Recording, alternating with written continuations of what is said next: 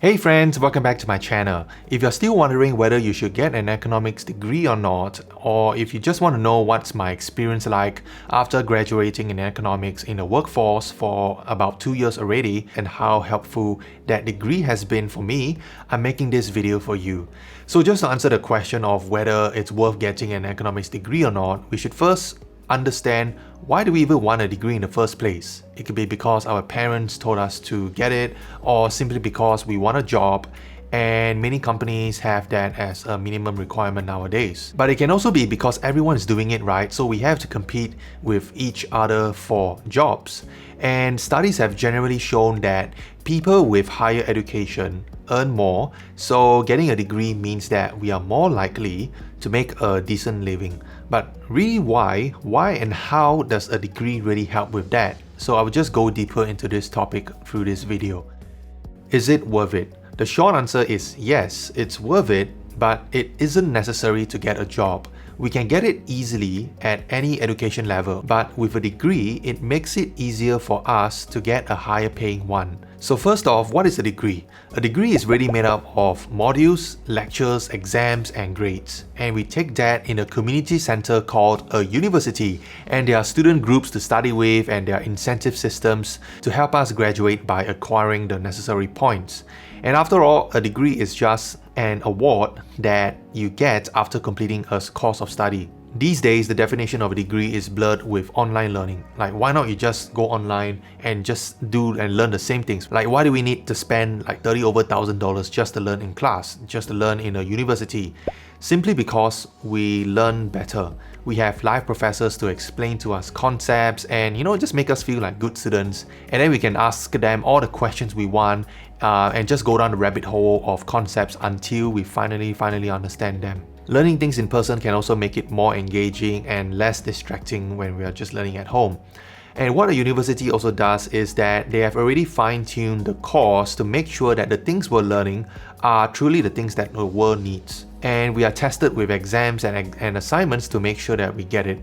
And it's not just essay assignments, right, that you can just pay someone on the internet to do it for you, but we really get tested on class participation and closed-door in-person exams with no help whatsoever, so we really need to do the work to know our stuff. These things are costly to run, so the school fees goes towards paying live professors and keeping the lights on in campus.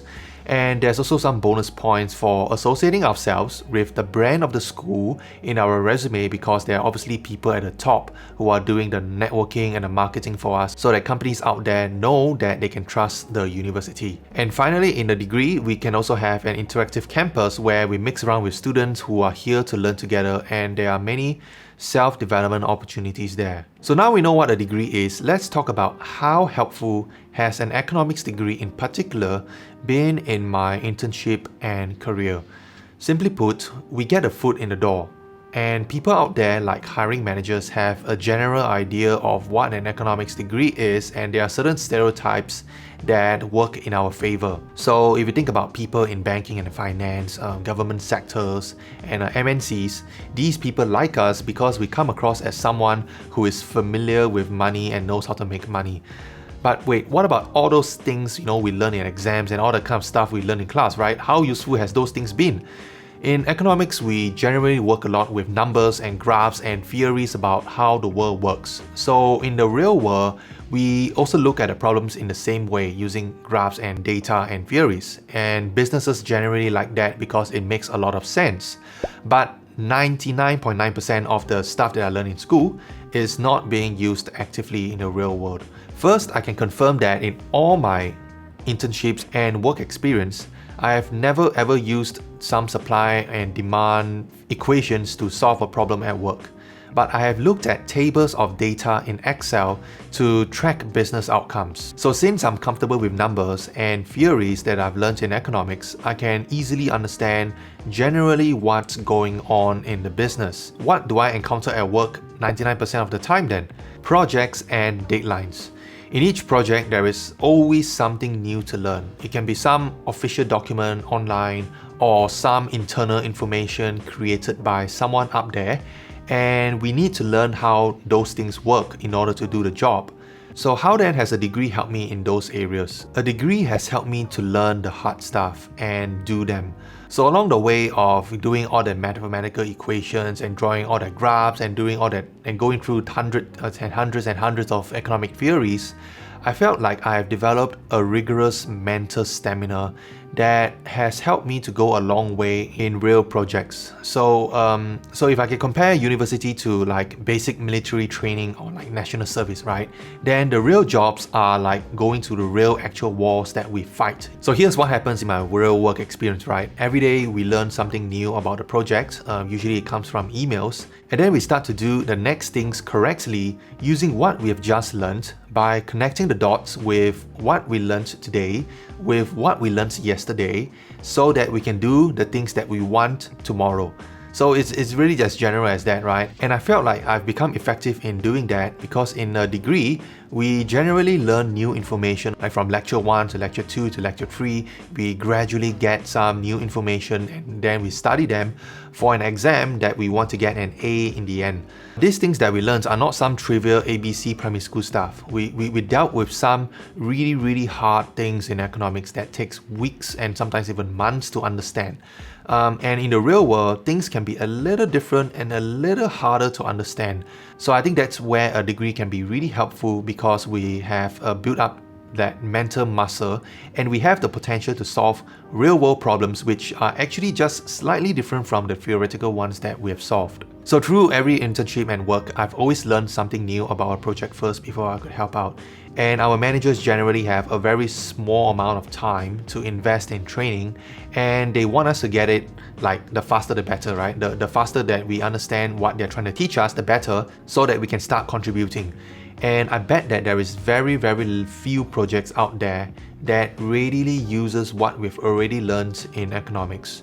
So when people train us, they just want us to learn fast. But having gone through a degree means that we have the ability to learn the hard stuff, and that I think is the most important help that a degree gives, because people see our degree as proof that we can learn, and it really gives us really personally the confidence and the ability that we can learn new things about a project.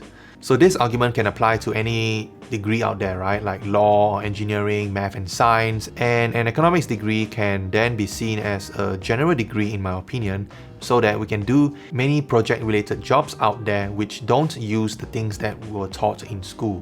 So having said that, and just looking back at the things that I've studied in school, what do I still find really useful about my economics degree in my work today? There was once when I used something that I learned in school, because I said 99.9%, right? Not 100%, not everything was totally useless. There was at least one thing that I learned. Well, it's not an economic theory, but it's more of a math theory that I learned in one of the foundational modules in economics. It's called Rowe's theorem, and it basically says that between two particular points of a curvy graph, there is definitely a point between these 2 points on the graph that you can draw a flat straight line over it, right? So I used that in a particular problem that no one could solve in a project, and it was basically due to a file that kept being rejected from an online submission portal. So it's a really huge file, there are like millions of rows in it, and I thought that okay, there must be one particular line out of that 1 million rows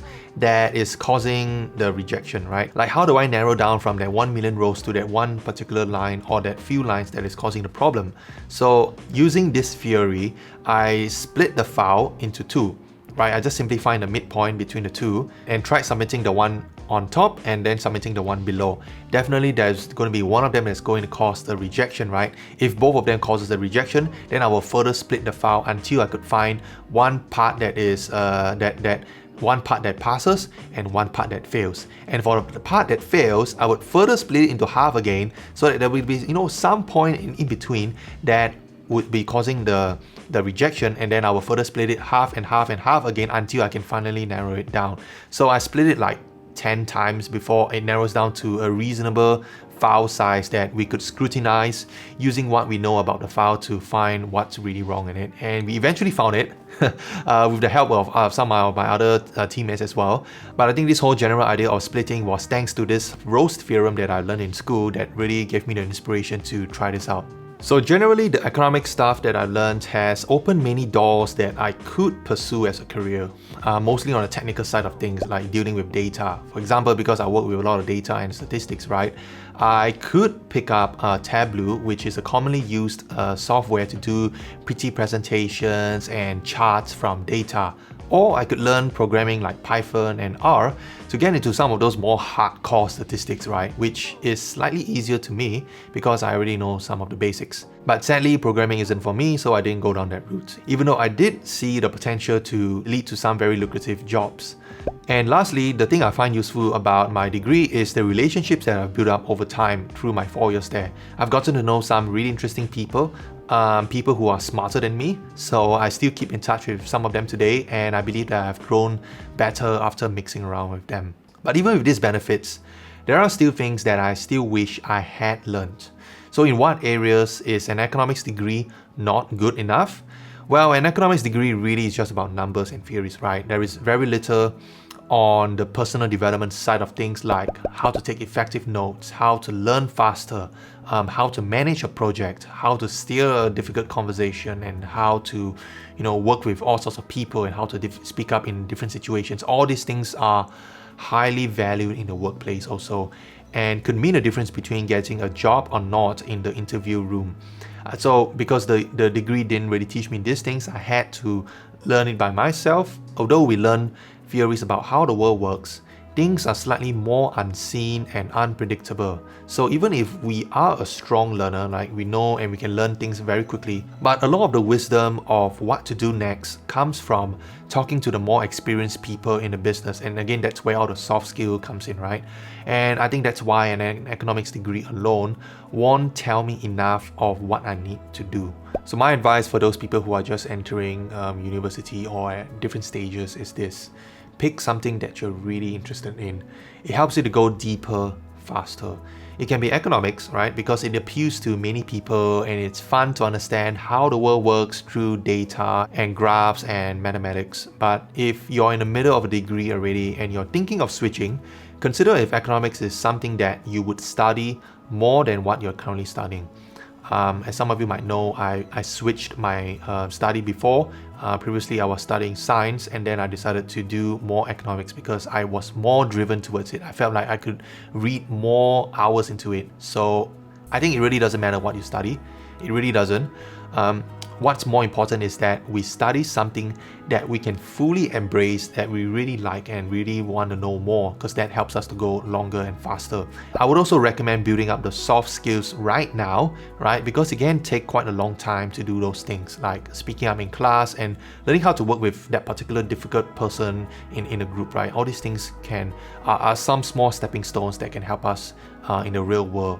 Or if you already graduated from economics, then I would recommend you start putting out content online about your work, about what you can do, about the kind of economic theories that you have learned, or some of the data analytics that you find really useful, and try a hand on some real world data and put your findings online on LinkedIn or something like that, so that you can attract potential hirers and recruiters to see that, hey, you really know how to do your stuff. That looks good and sounds good. So the key question I think we should all answer before taking any degree or even an economics degree is this: what do we really want to do with it?